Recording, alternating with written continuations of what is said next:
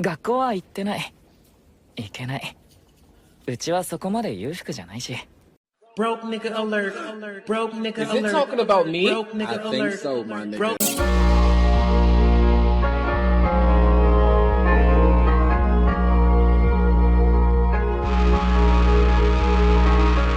Yo, what's going on, guys? So this is going to be 86 episode 13 or episode 2, whichever one you want to call it. But regardless, last episode, we found out that everyone's alive. Shin, his crew, they ended up surviving. They got saved by the Jihad Federacy, who are essentially the lost people of this world, or of San Magnolia, people who were ostracized and sent out. And so they're essentially on the same side as the 86. And you know, because the 86 like descended from immigrants and the people of the empire, the Jihad Federacy essentially sees them as one of them. You clearly see it when they're going through the town. There are people with signs protesting, well, not really protesting, but I guess showing their support for the 86, wanting to free them from the clutches of the empire. So clearly some time has passed. As well for Lena, who is now, I guess, one of the top handlers, and you could just see how much growth she's undergone with just her confidence, how she speaks to her superiors, and just her attitude in general. She seems a little bit more focused. She is in charge of a new processor, a new group of 86, so there's that. I'm not sure how prominent that group of 86 is going to be in this season, but from the first episode, it looks like they're going to be telling two stories at once, similar to how they did last season, but the difference this season is that Lena is not in contact with Shin and the rest of the crew, so it's going to be a little bit more separated. But I think at some point the stories are going to converge, and Lena's going to end up meeting Shin and the rest of the crew, hopefully in person though, because I really want to see them meet up in person and just see the reactions and all that, what's going to happen with that. But yeah, episode 2 is here, so let's get right into it. Oh, I totally forgot about this princess. She also got introduced. But look at it, like, it's just so good to see just normal looking people. I was so tired of looking at the Alba all day.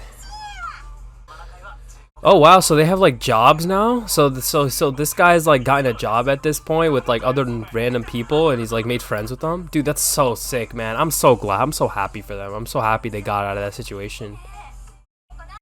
I think she's gonna have a hard time assimilating. Oh, so he can draw? So everybody's like finding their niche, or they're finding some sort of hobby or something that they can do in this society. Oh, and Anju knows how to make desserts? That's so sick. I feel like that's definitely her. Like, she's like a cook, a baker. Central library? Oh, of course. Of course this motherfucker is in a library. That's like, I'm not surprised in the least. That's where I expected him to be. No, look at that. So this guy's, so Shin's like a celebrity around these parts. He's like a head honcho. This guy, there's probably like lore about him. There's probably stories being told about him. Well, he is the leader of the spearhead processor, so I guess there's been a lot of stories going around. Why does he look like that? Chill, bro, it's just a kid, goddamn. Must be hard being a big brother. Shit, that's a deep cut. You know, he's talking about his own brother right there, and all the stuff that he had to go through. This is great, man. Like, Frederica is clearly like gonna be acting as Shin's little sister. Yeah, he even said it. She's gonna be acting like his little sister, and he's gonna have the chance to be a big brother. So I think she's a good contrast for him. I think her attitude and just her nature, I think it's a good way for Shin to break out of his shell, and hopefully she does that, or she helps him do that. She's a kid who wants to just have fun and, you know, do fun things and, you know, just fuck around like kids do, right? But Shin, oh, go with big brother. Oh my gosh.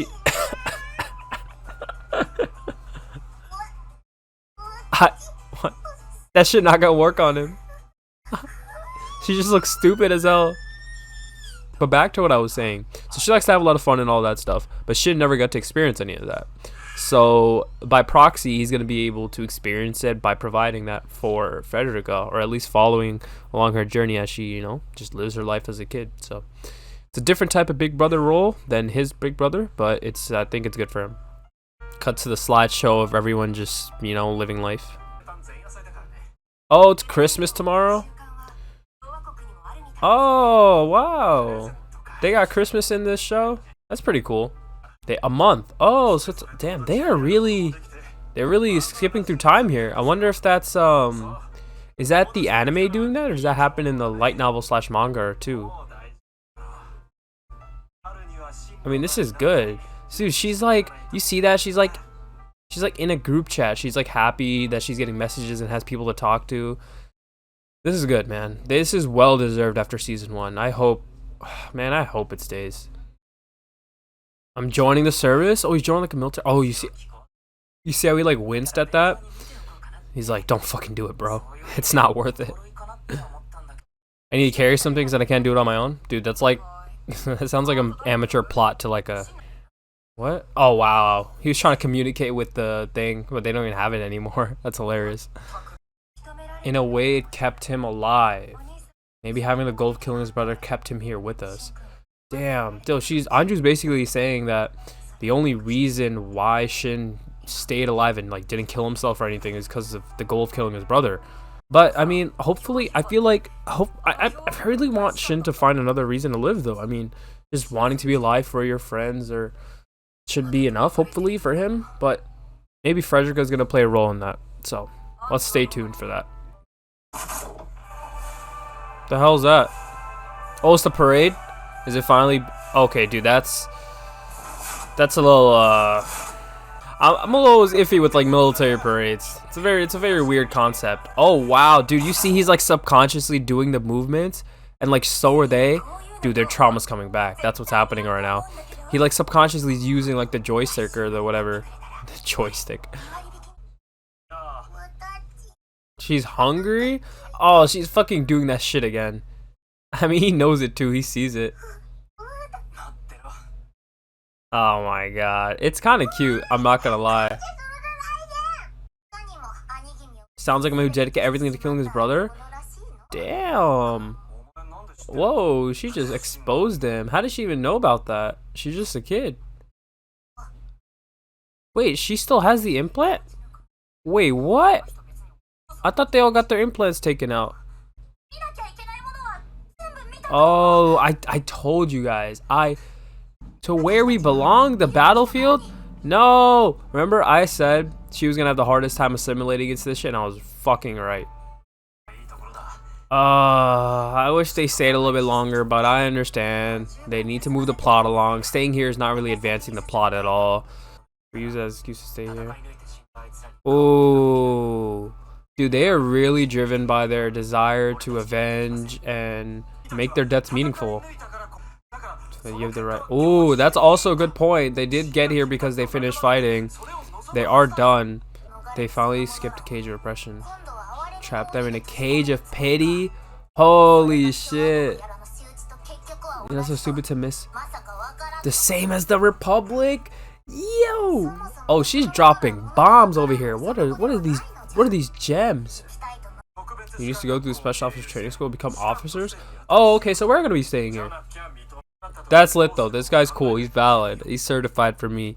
He's setting them up for more opportunities after they're done. They better be fucking done though. I don't want anyone else to die here. I swear to God, bro. I'm not a princess? My true name is Augusta Frederica Adler? What? The last empress of the... Wait a minute, what? I'm the one who took it.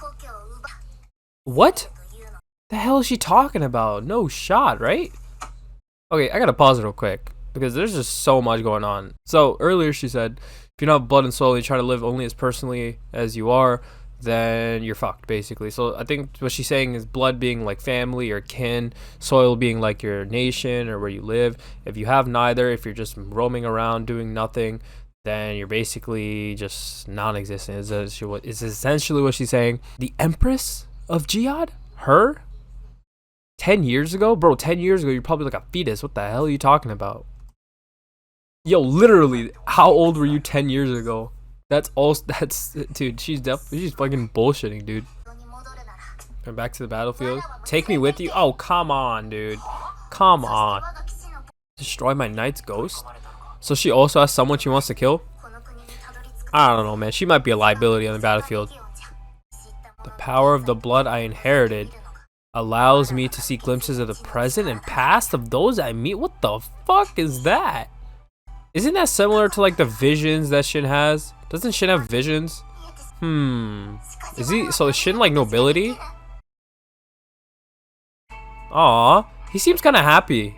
Okay, so that was episode 13 of 86. What an episode. There was a lot. It really did seem like the first half was very slice of life heavy.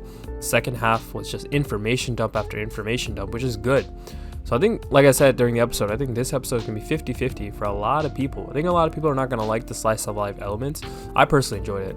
I mean, after a whole season of these guys going through war, dying, and just doing that over and over again, I think we deserve at least one slice of life episode where it's chill and, you know, we get to see what they're doing. So it's been a month since they were, you know, brought into Jihad, and it seems like a lot of them are living normal lives, you know, having jobs, making friends, you know, just roaming the town, having hobbies, stuff like that. And it's good for them. But eventually, I guess they all come to the same conclusion that it's about time they move on. It's about time they, you know, keep fighting. There's a lot of arguments thrown in that conversation, arguments for leaving, arguments for staying, but I think them making their own decision whether they want to stay or leave after they've already left the bird cage is probably something that should be respected and just, you know, prioritized. But then we get Frederica revealing to us that she's the Empress of Jihad, the last Empress of Jihad, who ordered the Legion to take over the continent 10 years ago. And like my first thought was like, okay, big cap.